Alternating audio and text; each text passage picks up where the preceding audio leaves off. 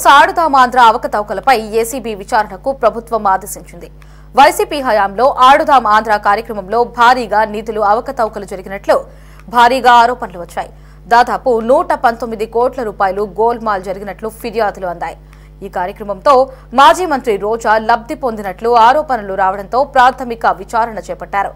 నిన్న అసెంబ్లీలో సైతం ఆడుదాం ఆంధ్రపై చర్చ జరగగా ఈ కుంభకోణంపై విచారణ జరుపుతున్నామని మంత్రి రామ్ ప్రసాద్ అన్నారు.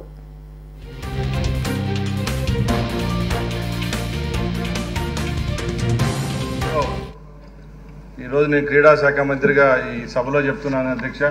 ఎందరో లక్షలాది మంది పేద క్రీడాకారులతో ఆడుకున్నారు అధ్యక్ష, వాళ్ళ భవిష్యత్తుతో, వాళ్ళ జీవితాలతో.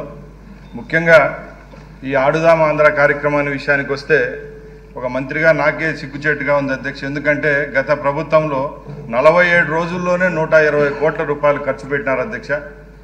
గత 5వ తారీఖున శాసనమండలిలో కూడా గౌరవ సభ్యులు ఇదే క్వశ్చన్ మీద డిస్కస్ చేయడం జరిగింది అధ్యక్ష. వివిధ మీడియా మార్గాల ద్వారా కూడా ఆడుదాం ఆంధ్ర అనేది ఒక స్టేట్లోనే పెద్ద ఇష్యూగా జరుగుతూ ఉంది. కాబట్టి మేము మొన్న మండలిలో అలాగే ఇక్కడ కూడా చెప్తున్నాం అధ్యక్ష, 45 రోజుల్లోనే దీని మీద ఒక విజిలెన్స్ కమిటీని అలాగే సిఐడికి ప్రోబ్ చేశాం అధ్యక్ష, హౌస్ కమిటీకి.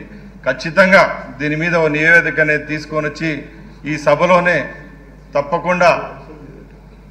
తప్పకుండా రాష్ట్రంలో గత ప్రభుత్వంలో జరిగిన స్పోర్ట్స్ విషయానికి ఆడుదాం ఆంధ్రానే కాదు అన్ని విషయాల్లో ఏం జరిగిందో అన్ని సభ దృష్టికి తీసుకొని వచ్చి అక్కడ ఎవరైతే దోషులుగా ఉంటారో అధికారులు అయితేనే ప్రజాప్రతినిధులు తప్పకుండా వాళ్ళ పేర్లను కూడా బట్టబయలు చేసేదానికి సిద్ధంగా ఉన్నామని సభాముఖంగా తెలియజేసుకుంటున్నా అధ్యక్ష.